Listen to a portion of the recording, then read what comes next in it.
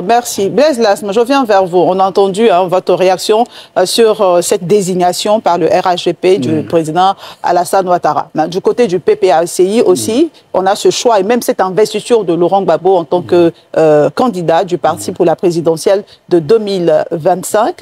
Est-ce qu'il n'est pas temps aussi de passer la main à un plus jeune? Non, mais vous êtes en train de dérouter sur le sujet en tant que tel. On parle pour le moment du RHDP et de la candidature de M. Alassane Ouattara. Mais en face du Je pense RHDP, qu'on a eu déjà le débat sur la candidature de Laurent Gbagbo. Il y avait le Tour Madou ici en face de Jean-Gévert Tchédé. Voilà. Pour le moment, je voudrais qu'on reste dans le sujet. Le sujet, c'est quoi? Il s'agit de... Tout à l'heure, on parlait. Ceux qui ont écrit la Constitution, je reviens là-dessus, c'est un problème de crédibilité. Il faut marcher dans l'éthique, il faut marcher dans la vertu. Ceux qui ont écrit la Constitution ont dit eux-mêmes que M. Alassane Ouattara ne peut pas se représenter à un 3e mandat. Là, on entend parler de 4e mandat. Ça pose un problème de fond. Et nous soulignons ça. Mais il revient au RHDP de choisir qui ils veulent. Ils ont choisi Alassane Ouattara. Dans le fond, ça ne nous gêne même pas. Mais ce qui va nous gêner, c'est qu'ils manœuvrent pour éliminer d'autres candidats. Donc, on revient sur le postulat. Ils manœuvrent comment? Ils manœuvrent parce qu'ils ont... Pendant que quelqu'un est en procès à La Haye, on invente ici un procès pour lui coller 20 ans pour l'empêcher de se présenter. Ça, c'est une manœuvre politique. Et lorsque la Cour africaine des droits de l'homme et des peuples prononce un arrêt qui dit que le fait d'enlever le nom de Laurent Gbagbo sur la liste électorale n'est pas normal, qu'il faut remettre ce nom-là, il préfère quitter dans la Cour africaine des droits de l'homme au lieu de souscrire à ce que cela dise. Ça, c'est une manœuvre politique. Alors, ils ont le droit de choisir qui ils veulent. Ça ne nous surprend pas. Le contraire nous aurait étonné. Mais qu'il n'empêche pas aussi qu'on choisisse qui on veut. Mais surtout, qu'on aille aux élections avec pour aboutissement une passation des charges entre un président élu et un président sortant sans qu'il y ait des morts. En réalité, c'est ça qui est le fond du problème. Et c'est le souhait de toute la Côte d'Ivoire, une transition démocratique. Mais ce n'est pas le souhait du RHDP. Mais pour ça, il faut que la CEI soit effectivement indépendante. Pour ça, il faut que le listing électoral soit totalement analysé. Pour ça, il faut que les conditions d'une élection juste et transparente soient créées et nous sommes ouverts à la discussion pour ça. Et au-delà de ça, j'invite le RHDP à se désabonner aux mensonges. Tout à l'heure, en parlant, Laurent Gbagbo a dit qu'il ne va jamais augmenter les salaires. Mais c'est faux. On a vu la gouvernance de Laurent Gbagbo dans des conditions difficiles, que ce soit les préfets, les sous-préfets, les enseignants, les médecins, les policiers. Tous ceux-là ont vu leurs émoluments augmenter substantiellement. Laurent Gbagbo, c'est lui qui a institué une prime pour les agents de la douane, trésor et impôts. Laurent Gbagbo a enrichi les Ivoiriens. D'accord. Landry Kio, ensuite... Je voudrais, je ne rentre pas dans la polémique, mais je voudrais rappeler à toute fin utile qu'un État, ce sont des organes, des institutions et des rôles bien répartis. Les députés votent la loi, mais celui qui dit la loi et qui l'applique, c'est le juge. Tout à fait. OK. Genre, la Constitution, c'est une loi. Ce n'est qu'une loi. Sauf que dans l'ordre juridique plutôt, c'est la loi la plus importante. Absolument. Mais c'est lui qui dit la Constitution, qui donne son sens. C'est le juge constitutionnel. Ce n'est pas le rédacteur de la Constitution.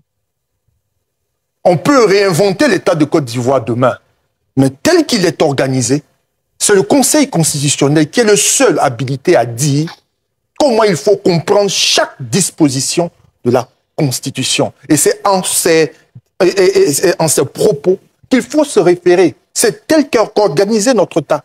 Peut-être que demain, on réinventera l'État de Côte d'Ivoire.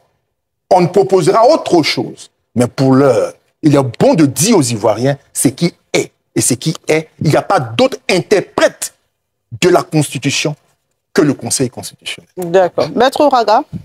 Écoutez, je voulais faire une précision tout à l'heure, une précision relativement à ce que j'ai dit tout à l'heure. Alors, quand on parle de rajeunissement du personnel politique, nous ne disons pas que nos aînés ne sont pas compétents ou ne sont plus compétents. Non, ce n'est pas de ça qu'il s'agit. Ce que nous disons, c'est que tous ces jeunes qui sont autour de nos aînés, qui ont appris pendant des années auprès de nos aînés, il faut que ces jeunes, à un moment donné, prennent leurs responsabilités. On ne va pas tout le temps continuer de rester derrière nos aînés et les pousser et les mettre au devant de la scène. Nous pensons qu'à un moment donné, il faut prendre nos responsabilités comme à un moment donné, eux ont pris leurs responsabilités. Okay. Alors, le défi majeur de ces élections de 2025, madame, c'est l'inclusivité des élections. C'est leur caractère inclusif. C'est ça le défi majeur. La candidature du président Alassane Ouattara, excusez-moi, n'est pas d'un grand intérêt pour le COJEP. Non, quel que soit le candidat ou les candidats qui seront à cette élection, le COJEP aura un candidat. Et ce sera un candidat naturel ou un candidat qui sera désigné? On peut avoir une idée de ce Le COJEP aura une convention. Okay. Chez nous, les choses sont bien faites. On aura une convention au terme de laquelle le COJEP désignera un candidat ou alors dira comment il participera à cette élection. Donc, à ce niveau, il n'y a pas de problème. Donc, ce que nous disons, c'est que cette élection soit inclusive. Le président Charles Blé Goudé, aujourd'hui, est empêché artificiellement de participer à cette élection qui arrive. Ce que nous voulons, c'est que le chef de l'État... Moi, j'aimerais comprendre le mot « empêcher » que vous utilisez. Blaise Lasme a utilisé le même mot, vous utilisez le même mot. Mais bien sûr, ils ne peuvent pas se présenter au regard de la même loi dont on parle ce soir. Non, pas au regard de la même loi, au regard de décisions judiciaires. Voilà, au regard de décisions judiciaires politiques. C'est au regard de ces décisions-là, donc sont ces décisions qui empêchent le président Charles Blé Goudé d'être candidat. C'est un procès purement politique qui s'est tenu dans des conditions illégales et qui a condamné le président Charles Blé Goudé. Le président Charles Blé Goudé a été jugé à La Haye, acquitté, madame. Je dis acquitté. Okay. Il n'a pas été gracié ou amnistié. Plus de 80 témoins se sont succédés et à la fin, le juge a dit « Monsieur, rentrez chez vous, il n'y a rien contre vous. Vous êtes innocent. » C'est de ça qu'il s'agit. Et dans son dos, ici à Abidjan, on organise un procès et on le condamne par contumace. Monsieur, la contumace, qu'est-ce que c'est? C'est juger quelqu'un qui n'est pas présent sans raison valable. Donc sans justification valable. Le président Charles Blé Goudé était à La Haye. Qui l'y a envoyé? C'est bien les autorités de ce pays qui lui ont conduit pour qu'il subisse un procès. Le président Charles Blé Goudé est détenu à La Haye et vous le jugez ici par contumace. Donc vous le jugez sans raison valable de son absence. Mais c'est vous qui l'y avez envoyé. Comment vous pouvez dire que son absence n'est pas, la raison de son absence n'est pas valable? Non. Ce sont des artifices juridiques qui ont été utilisés tout simplement pour empêcher le président Charles Blé Goudé de participer à l'élection. On vous a bien compris. André Sylvain Conon, je viendrai à vous. Oui, non, l'honorable Mbasso reconnaît que les tests du RHDP parlent de convention. On est d'accord là-dessus. Oui. Il le reconnaît que les tests ne parlent pas de candidats naturels. On est d'accord là-dessus. Donc, nous disons la même chose. En termes d'âge, je le répète, ce n'est pas moi qui ai parlé de l'âge du président. C'est le président lui-même qui a dit en 2019 que ce qu'il peut faire à 68 ans, on ne peut pas le faire à 78 ans, à 85 ans et à 86 ans. C'est lui qui l'a dit, c'est pas moi qui ai amené le débat de l'âge. Voilà, c'est pas moi qui ai créé le débat sur l'âge, c'est le président lui-même. Alors, parlant d'âge, vous savez, le président a dit qu'il avait dans son équipe une bonne demi-douzaine de présidentielles. Et je suis d'accord avec lui. Je pense que sur ce plateau, j'ai toujours dit que le président Alassane Ouattara n'a plus rien à prouver. Effectivement, il a un bon bilan, en tout cas en termes macroéconomiques, je l'ai toujours relevé. Mais à partir d'un certain moment, et il le dit lui-même après 2 mandats, et ça c'est moi qui le dis, on ne gouverne plus en tant que tel, on règne. Je vais vous donner des exemples. Vous savez combien de conseils des ministres on a fait depuis 2024? Depuis le début de cette année 2024. Vous savez combien de conseils des ministres? 7. Nous sommes en juin. 7 conseils des ministres en juin. Nous sommes à la moitié de l'année. 7 conseils des ministres, je vous assure. 7 conseils des ministres. Le 4 janvier, le 14 février, le 28 février, le 13 mars, le 17 avril, le 8 mai, le 22 mai. 7 conseils des ministres. C'est un conseil des ministres qu'on décide. Dans notre constitution, il y a des actes qui sont pris seulement en conseil des ministres. En 2019, savez-vous combien de conseils des ministres il y a eu? Il y a eu 19 conseils des ministres. En 2014, on va pas compter tous les conseils des ministres de toutes les années. En 2014, vous voulez nous dire il y en a eu 33. Ok. Vous comprenez? Qu'est-ce que vous voulez nous dire? Le président Alassane Ouattara avait dit ce qu'on peut faire à 68 ans, on ne peut pas le faire à 78 ans et à 85 ans. Et ça se prouve avec les conseils des ministres. Le pays est effectivement sur des rails, mais on aurait pu faire mieux si le gouvernement, le président Alassane Ouattara avait encore la vigueur de 2012. Est-ce qu'il y a un lien entre ces conseils des ministres et la vigueur du président de la République? Évidemment, c'est un conseil des ministres. C'est constitutionnel. Il y a des actes qu'on ne prend qu'en conseil des ministres. Ça, on a bien compris. Quand on fait 7 conseils des ministres en 6 mois, imaginez le nombre de décisions en attente. Le pays est bloqué. Voilà. D'accord. Olivier Fokam. Il y a 2 choses qui ont retenu mon attention. Le député a dit tout à l'heure qu'il est jeune.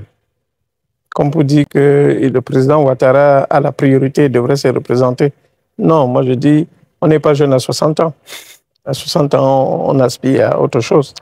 La deuxième chose, c'est que si nous voulons une élection apaisée, que ce soit en Côte d'Ivoire ou ailleurs, il faut aussi que les discours commencent à être apaisés, même sur le plateau.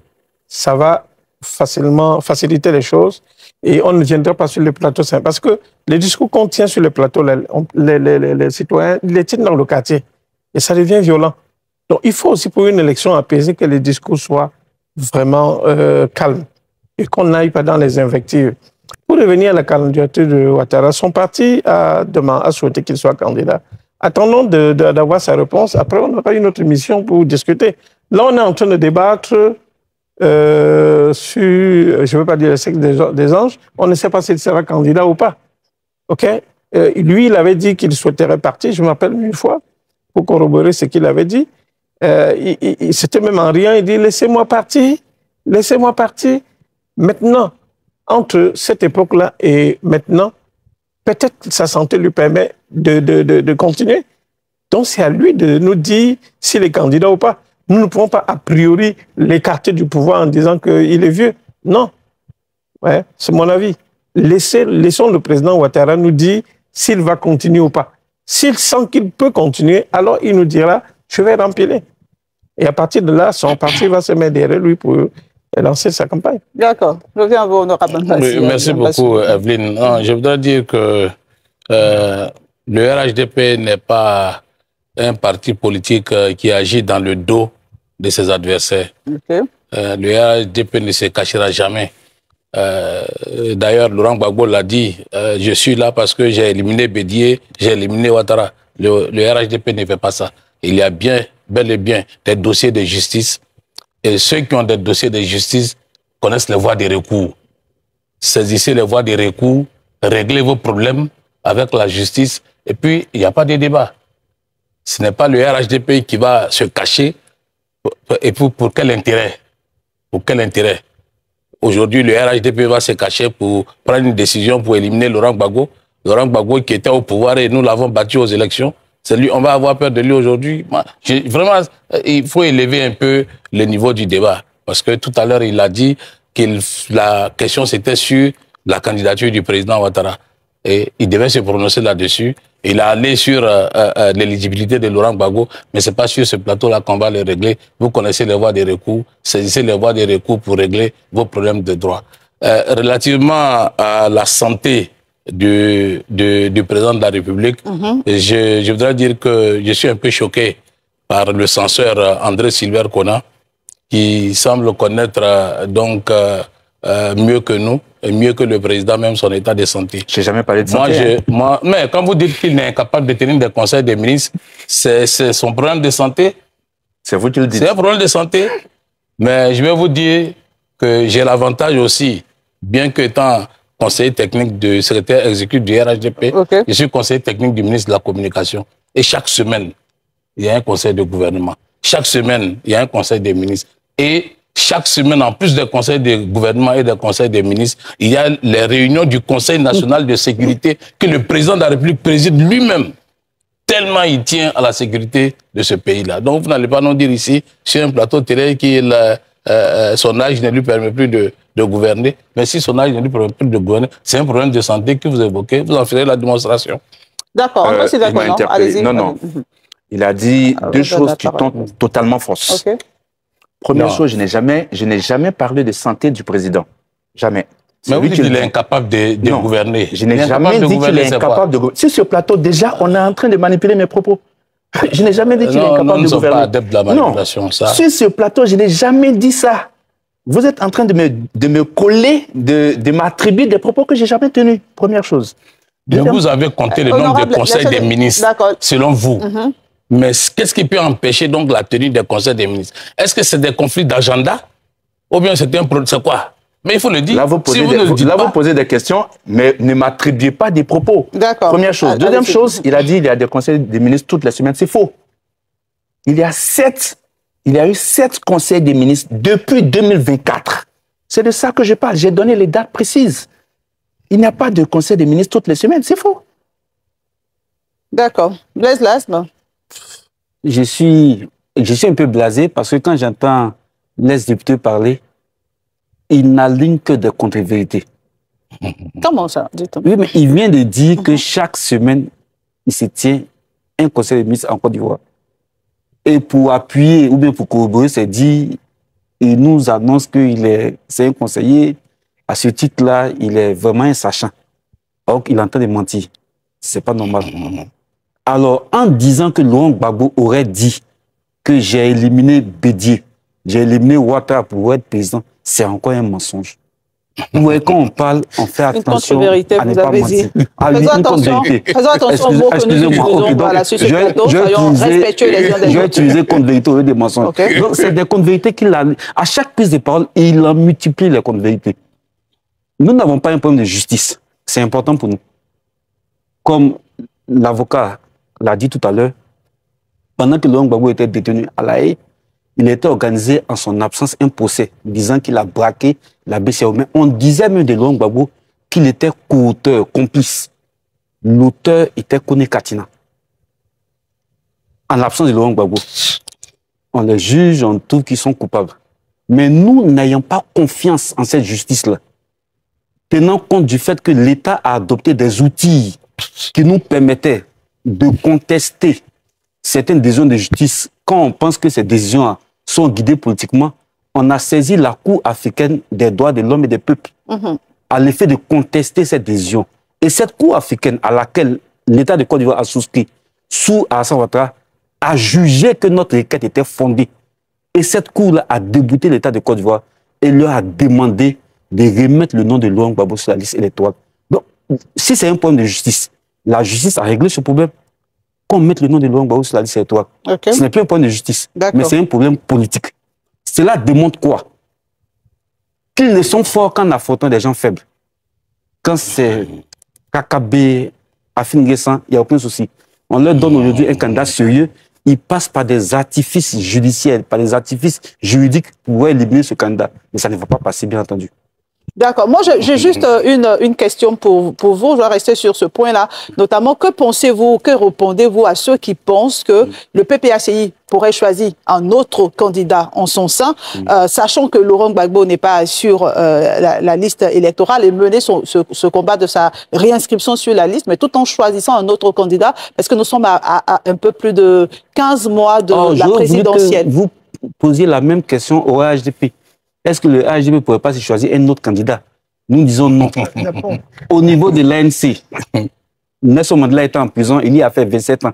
Dès qu'il est sorti, ils n'ont pas cherché, pendant que Nelson Mandela était en prison, un autre candidat. C'est Nelson Mandela qui voulait. C'est des postures de combat. Et nous sommes dans une posture de combat. Il s'agit de réparer une injustice. Nous n'allons jamais accepter que le nom de Laurent Gbagbo soit lié à un quelconque braquage, parce qu'il n'a pas eu lieu. Abandonner ou chercher à choisir un autre candidat de substitution, ce serait accepter l'injustice.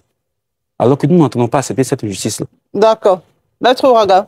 Relativement à c'est la même question pour nous. Nous n'avons pas de problème de ce point de vue. Ce que nous disons, nous avons un obstacle artificiel qui a été aujourd'hui posé, qui empêche le président Charles Blé Goudé d'être candidat. Ce que nous disons, c'est une condamnation politique et nous utilisons les voies politiques pour que cette condamnation-là soit levée, soit annulée. Okay. C'est tout. Après, les recours judiciaires, nous les connaissons. ben nous disons que c'est une affaire politique qui trouvera une réponse politique. On ne va pas utiliser la même voie parce que c'est les mêmes causes qui vont produire les mêmes effets. On n'est pas là. Ce que nous disons, les choses peuvent se faire dans l'élégance, les choses peuvent se faire de façon très calme pour qu'on puisse parvenir à une solution qui arrange tout le monde. Parce que ce qu'il faut comprendre, c'est que, comme je l'ai dit, cette élection, l'enjeu majeur, c'est d'avoir des élections apaisées. Mais des élections apaisées passent par quoi? Passent par le caractère inclusif des élections. L'atmosphère électorale et post-électorale sont les filles de l'atmosphère préélectorale. Donc, il faut créer les conditions pour qu'on arrive à des élections apaisées. Quand vous dites qu'il faut créer, qui va créer? Qui doit créer ces conditions? Est-ce qu'au niveau du COJEP, on peut créer ces conditions en choisissant, par exemple, un candidat qui jouit de ses droits civiques? Non, non. Créer les conditions, c'est le pouvoir qui crée les conditions d'une élection apaisée. Cette condamnation, elle est politique. Il faut qu'elle soit levée par les moyens politiques. Maintenant, après, est-ce que le COJEP pourra éventuellement choisir un autre candidat? Il revient au COJEP à un moment donné, comme on l'a dit, à la convention qui va se tenir dans l'année 2025. Il appartient au COJEP de choisir, de faire le choix. Mais il ne faudrait pas que le pouvoir nous impose un choix. C'est ce que nous disons. Parce qu'il ne faut pas se choisir ses adversaires. Ça, ce n'est pas correct. OK, d'accord. Landry Kio, avant de vous donner la parole, j'ai un téléspectateur en ligne, M. Amonchi Kofi Armand, qui nous appelle de Cocody. Bonsoir, monsieur. Bonsoir, madame. Pour vous, la vraie question, c'est est-ce que tout le monde est libre de se présenter? C'est bien cela? C'est cela la vraie question. Parce qu'en fait, Alassane Ouattara, le président, se présente autant de fois que quiconque veuille le faire. Et nous avons des institutions, il y a un conseil constitutionnel qui est mieux placé pour décider de qui est éligible, qui peut voter, qui peut ne pas voter, qui peut être candidat. La vraie question, c'est de savoir que tout le monde est libre de se présenter comme candidat en Côte d'Ivoire. C'est ça la vraie question. Il faut qu'on lève tous les blocages, toutes les situations qui empêchent les uns et les autres de se présenter. Et du reste, le RHDP n'est pas propriétaire de la Côte d'Ivoire. Celui qui intervient sur le plateau, nous le respectons bien, il faut qu'il ménage les propos. Et puis Alassane est libre de se présenter autant de fois qu'il veut. Mais il faut très intéressamment que les gens soient libres de se présenter en Côte d'Ivoire. Il appartiendra au Conseil constitutionnel de décider de qui sera candidat ou pas. Maintenant, que le COJEP, que le PPHCI s'abstiennent de se présenter, moi je dis non, ils n'ont même pas à s'abstenir, ils n'ont même pas peur. Il faut qu'ils se présentent, il faut que Blé Goudé se présente, il faut que Gbagbo se présente, que tout le monde se présente, c'est tout. Le Conseil constitutionnel va décider. C'est tout, ces histoires de faux procès, politiques, tout ça, on est tous des Ivoiriens, personne ne fera peur à personne en Côte d'Ivoire désormais, ce qu'on a vécu. Donc, baissons le temps, qu'on ait un bon langage, et puis qu'on soit patient, mais Alassane, s'il se présente des histoires, c'est le Conseil constitutionnel qui va décider de tout cela. Maintenant, les jeunes, les vieux, tout ça, c'est pas la question. La question, il faudrait que tout le monde soit libre de se présenter au regard des textes, c'est ça. C'est tout ce que l'on voulait ajouter. On veut être libre de se présenter et de parler, c'est la construction du pays. Alassane Ouattara a beaucoup travaillé, mais il ne va pas travailler 50 ans, 100 ans. Donc si Alassane veut se reposer, il va se reposer. S'il veut se représenter puis avoir le refus du Conseil constitutionnel, ce qui n'est pas impossible, on va voir. Maintenant, si le Conseil constitutionnel estime qu'Alassane peut se représenter, il va continuer, mais débattons sur des choses qu'il faut débattre maintenant. Et je vous remercie et je remercie tout le monde. On a bien compris votre point. Merci beaucoup. Landry Kio. Alors, Evelyne, merci beaucoup. Je prends la parole parce que quand j'entends que, d'un point de vue des cas du président Laurent Gbagbo, du président Charles Blé Goudé, la question traitée dans l'ordre judiciaire semble connaître un blocage et qu'on m'évoque qu'en réalité il s'agit des questions d'ordre politique, mais je suis heureux et je suis même très à l'aise. Parce que là encore, il y a une solution constitutionnelle. Parce qu'en réalité, on peut donc solliciter le regard de l'Assemblée nationale pour pouvoir obtenir une loi d'amnistie. Au moins tenter ça. Parce que ça, l'Assemblée nationale, c'est pas une juridiction, c'est une institution politique, hautement politique, où se trouvent des députés du PPACI et puis leurs alliés annoncés du PDCI-RDA. Même s'ils n'ont pas la majorité, mais cela commence, donne le début d'un débat politique sain républicain et constitutionnel sur les deux cas. Tout à fait. Je ne sais pas pourquoi, peut-être que c'est dans leurs agendas, mais c'est la voie que offre on le saura peut-être sur ce juridique. Je termine, c'est la voie que donne notre ordonnancement juridique et politique et qui est un début de commencement pour les préoccupations qu'ils ont. Pourquoi est-ce que depuis, il n'y a pas ça? Pourquoi on ne confronte pas le RHDP face à sa bonne ou mauvaise foi en proposant une loi d'amnistie? Si là-bas, on rejette ça du revers de la main, on comprendrait qu'attention, il y a autre chose. Mais ouvrons ce débat parlementaire, surtout qu'il y a des alliés qui peuvent pouvoir lever le débat et permettre donc aux Ivoiriens d'apprécier que dans un cadre républicain, les questions les concernant soient ainsi traitées. Pour ma part, si on n'engage pas ça, à ce moment, la question de la bonne ou mauvaise foi est partagée de part et d'autre. D'accord. Merci, Landry Kio. Messieurs, je sais qu'il y a beaucoup de choses encore à dire sur ce sujet. Je vous propose de faire juste une courte pause et on reviendra pour les réactions des ONG. Chers téléspectateurs, vous avez été les témoins privilégiés de ce débat politique sur une éventuelle candidature du président Alassane Ouattara en 2025. Nous vous remercions de votre attention et vous invitons à laisser vos réactions dans les commentaires. À bientôt pour un prochain débat sur Afrique Diverse TV.